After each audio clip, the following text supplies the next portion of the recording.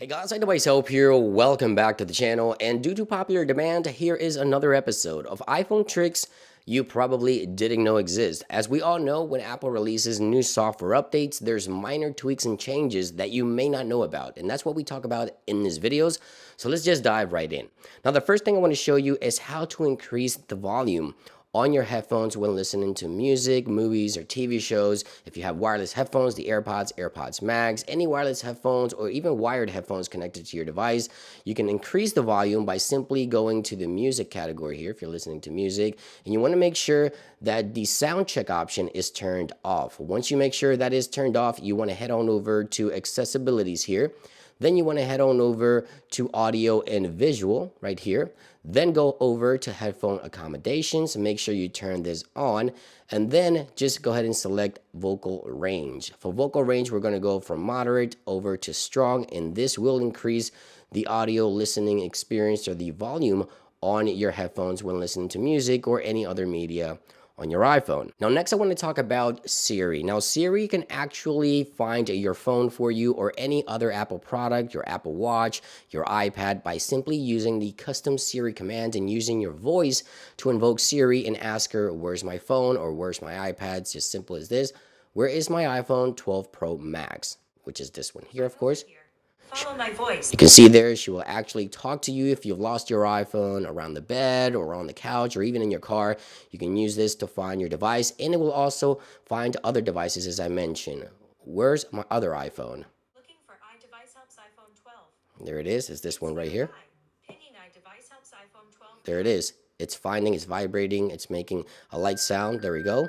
Let's go ahead and unlock that. And there we go. We just found the iPhone 12. And you can be very specific with the iPad naming, the iPhone naming, and it will help you find your specific device. Now with iOS 14, many have asked, where is burst mode? Burst mode, when you hold on the photo shutter, it will take a bunch of pictures. What iOS 14 actually records video. As you can see there, quick take, it gets enabled.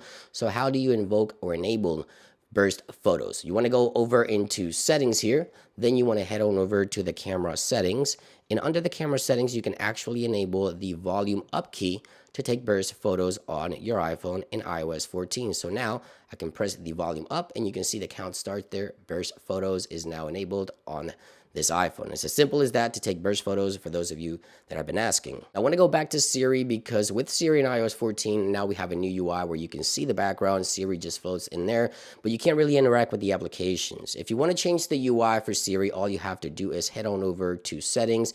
We want to find the accessibility options here, and all the way to the bottom, you'll find Siri settings here, and then you can choose right here to allow or not allow to show the apps in the background. As you can see there, if we turn this option off and we invoke Siri, we get this full screen UI. Now, I know most of you do not enjoy the full screen UI, but if Siri really isn't interactive, what is Siri used for if you can't really interact with the applications while it's invoked? So having that option to actually blur the background is actually pretty cool there, and you can bring it back to the old school days where Siri would just take up the entire screen if you prefer that. Now that we can't really interact with Siri anyway. Now, if you updated recently to iOS 14.5, under the music options here, if you have songs on your iPhone, you can actually swipe to the right here to delete or download a song a lot quicker, and you can actually swipe to the left here and cue it to the top of the queue or to the bottom of the queue to play right there on your iPhone. Just minor tweaks and changes there to the music app as well. Now, the next thing I want to talk about is Safari. Now, there's a few things within Safari that I want to share with you guys. If you have more than one keyboard enabled for languages right here, as you can see, I have English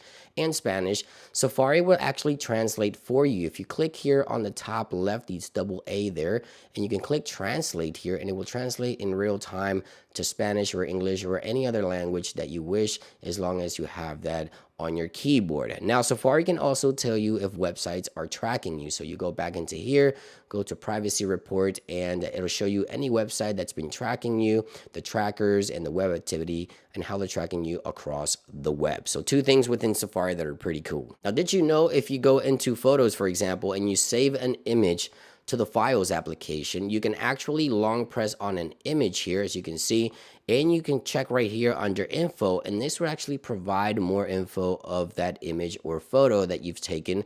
Sometimes it even shows location. It also shows, as you can see there, the file size, the last time modified, and things like that. You can also show less or show more info in regards to the actual image or photos. So just save any image or photo over to the files application. The way you do that obviously is you go ahead and click on share here, and then you just do right here, save it to files. Right there it is, and this will save it to the files app, and then you can actually go ahead and see more information in regards to a photo. And last but not least, I want to talk about messages. Not many users know about this one. In messages, you can actually type in a contact names. For example, if you have a contact app, well, you see there that it kind of just fades in the background. If you tap into that, it'll actually highlight it with the contact information, and if you go ahead and press it, it'll actually mention that person, and you can start a group chat by simply mentioning someone as long as you type their name on the keyboard. Let me show you that again. And as you can see there, it sort of grays out. I can tap it, go ahead and select it, and this will mention the person, and you can start a group chat from any message thread. And those are iPhone tricks you probably didn't know exist. Let me know how many of these did you know. Is there any you would like to share with me? Let them know in the comments down below. Thank you for watching this episode, and I'll see you guys on the next one. Peace.